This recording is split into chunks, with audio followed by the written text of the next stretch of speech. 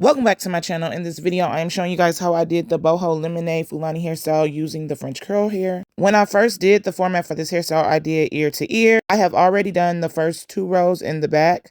Now I'm about to do the 2 rows heading towards the top. As you guys know, the Lemonade Fulani has individuals in the back of knotless braids. And then when you get towards the top, whatever side your client would like the braids to fall on, which is her right side, there are additional 2 rows of individual knotless boho braids. So that is what I am doing right now. On the other side of her head, there will not be any knotless braids. That will be actually where I start the cornrows and bring it over to this side. When you are doing the Lemonade Fulani hairstyle, you want to ask your client what side they would like their hair to fall, and that's the side you will know what to do the extra rows and also which way to have the braids going. So I'm starting off using my braiding gel, and her hair is freshly washed and blow dried, and I'm just going to show you guys how I do the knotless boho braid. So I start off braiding her hair a couple times, then I grab the hair that is on my braiding rack that I already have prepped aside of the French curl hair, and I start to feed in that hair. This row is actually the first row that I start to add in boho pieces. The first 2 rows in the back, I generally do not like to add in boho pieces. I don't care if it's human hair or synthetic hair because it rubs. And a lot of times it could be very difficult to maintain the boho pieces in the back 2 rows. But that is the part that rub up against your body, your neck.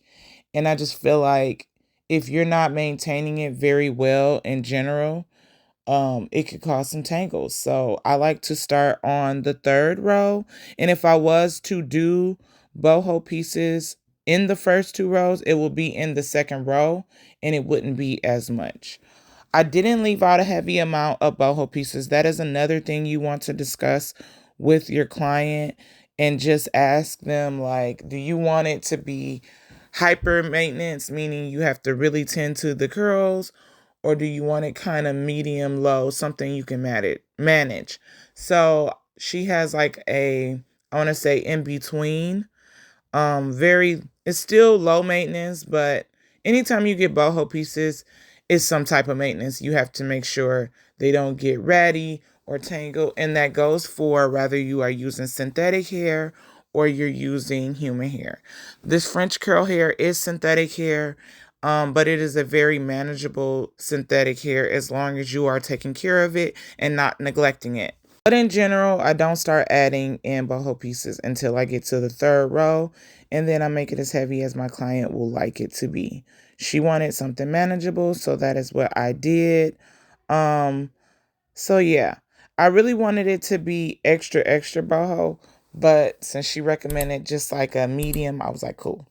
Well, anyway, so with these boho braids, I simply just braid it all the way down past her hair, probably like an inch past her hair, and then I tie off a knot because I want that curly hair to really be exposed at the very end.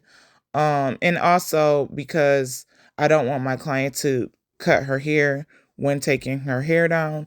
So I like to braid it all the way down past her hair and create a knot. When she goes to remove this hairstyle, she will cut where the knot is, and that will ensure that she is not cutting her own hair.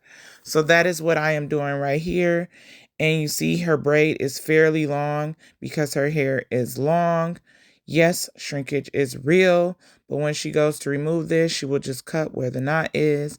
And I am doing a bricklayer type of look where the braids are falling on each part, and that is intentional. I do want to say that I wish I made the braids a little bit smaller, but again, she didn't want to take down 1 million braids, and medium is always a great go-to because sometimes small can just be a little bit too much and it could be hyper full. So the size of her braids are a medium look, and I'm just braiding all the way past her hair. And then I'm going to create a knot, and that is where she cut. As I am braiding, I'm adding in boho hair. I'm taking about 2 to 3 pieces of boho hair out of each braid, mainly 2, but it really depends on kind of like the mood that I'm feeling, because once I am done doing all of these boho pieces, I will be going in and cutting them to how I feel it will look more beautiful in my eyes. But it is really up to you and the fullness that you want. Now I'm doing the last row in the back. Again, the first guided part that is a staple part when doing this hairstyle is ear to ear. This is why this is the last row for individual knotless braids, because this is meeting at the part where the ear to ear part is, and then after that it will be cornrows. I know you guys are looking like, why is that braid smaller? Simply because that's just how the rows end up laying doing a medium size. This is the row that separates the individuals from the cornrows, because as you guys know, Fulani hairstyles are basically best of both worlds. It is cornrows meet knotless braids or box braids. You can decide if you want knotless or traditional box braids, but that is basically what a Fulani hairstyle is.